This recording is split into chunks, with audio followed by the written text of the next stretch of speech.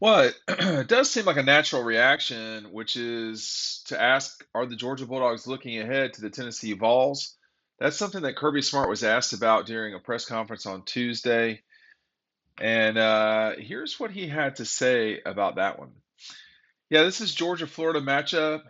I don't think you have to worry about that. I might understand if it was a non-conference or an FCS opponent, but that's not going to be the case on Florida. Now, a couple different things here. First of all, let's keep in mind that Kirby Smart played at Georgia, and his entire time in Silver Britches, his team won once against Florida. That was one of the most lopsided times. Well, it's actually the most lopsided time that Florida has ever had in its favor with the dog against the Dogs. So, secondly, and we talk about this in the book DAWGSTRUCTION, which if you get it today, you'll get a free shirt included if you email me. You have to email me. The link is down below. The passion that Kirby had, and I write about it right here, uh, for that game. Georgia talking at the half of last year's game.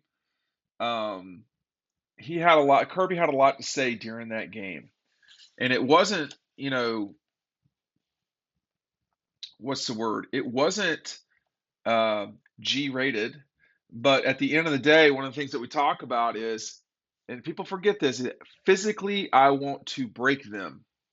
There were a couple of expletives and adjectives added, but I think we all know how important this game is at Georgia. So to say, are they going to look ahead? I don't know. I don't think so. I mean, I'm skeptical that they're going to look ahead because I'm not sure that they'll have the capability to.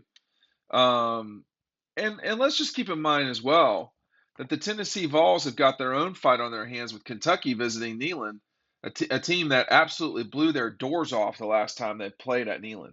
So, looking ahead is dangerous not just for Georgia but Florida as well. But make no mistake about it, Georgia Tennessee is a terminal game. It is the game that will decide the East, no matter if the two of them both lose. I mean, that is going to be the game that decides the East.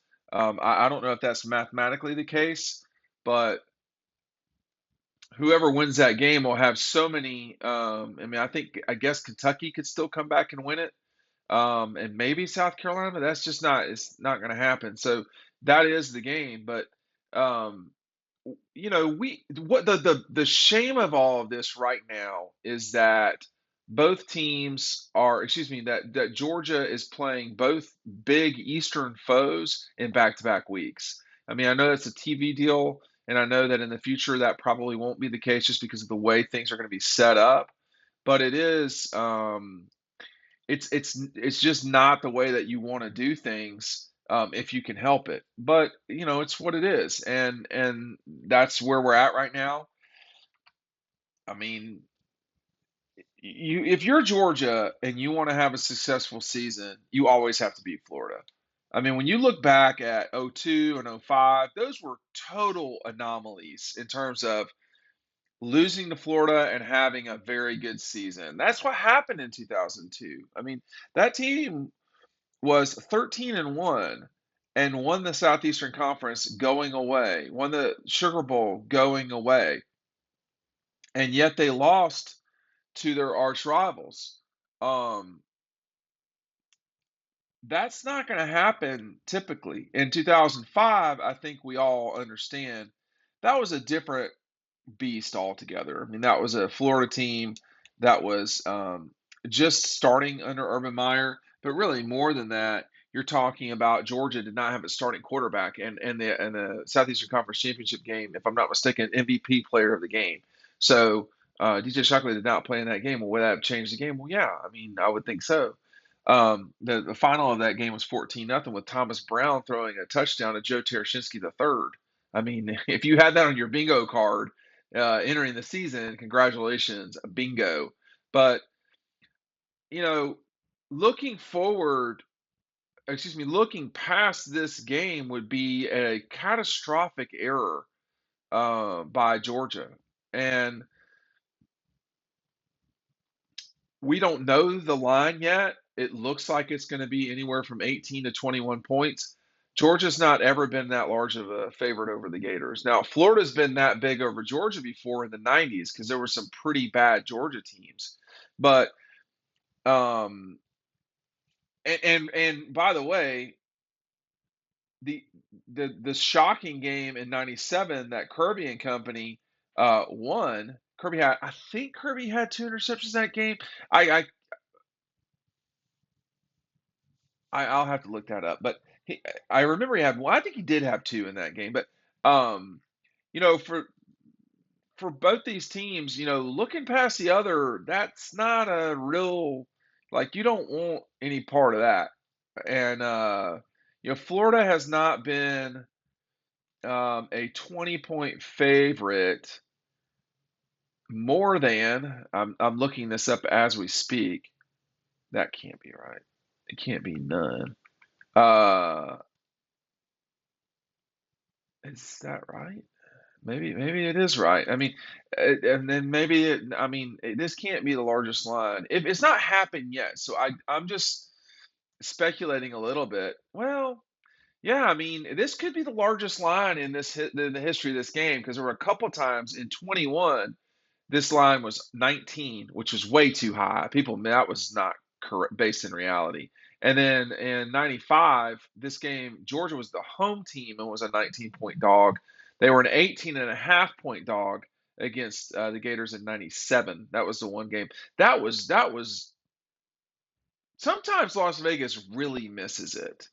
Um, and that 97 game was just not based in reality at all. But when you look at the 90s, and Georgia being a massive underdog consistently in that rivalry, they only won it once.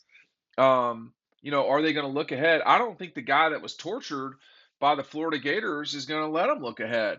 Now, that's easy to say, and that's what people talk about. But the players weren't there. A lot of their parents were not even in college when Georgia was getting, their brains kicked in by Florida. So they're not going to be thinking about this game. If you told me about the '60s, I wouldn't even know what you're talking about. So the 1960s, very specifically. So I don't, I don't. It's up to the kids on the team to get the job done heading into this Florida game. We do have a great deal for you from DoorDash, as you see behind us. They've been a great sponsor and a good friend. If you do not want to deal with dinner tonight or lunch tomorrow, that's cool. Take advantage of this offer very specifically for a limited time. Our listeners here on Dog Post can get 50% off of up to a $20 value with a $0 delivery fee. When you download the DoorDash app right down below and enter the code DAWG DAWG, just like Dog Post DAWG.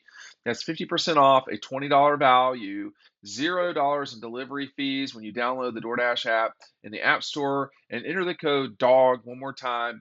That's DAWG for 50% off of up to a $20 value and $0 in delivery fees with DoorDash, subject to change and terms apply. You can get Popeyes, you can get, Cheesecake Factory if that's near you. I would take advantage of that myself if I were y'all. Chipotle, there's a lot of other ones that are on there, but when you and there's certainly could be a restaurant that serves alligator, although that's not for me. It's too alligator is too chewy. People say, "Oh, it tastes like chicken." No, it does not taste like chicken. It does not have the texture of chicken.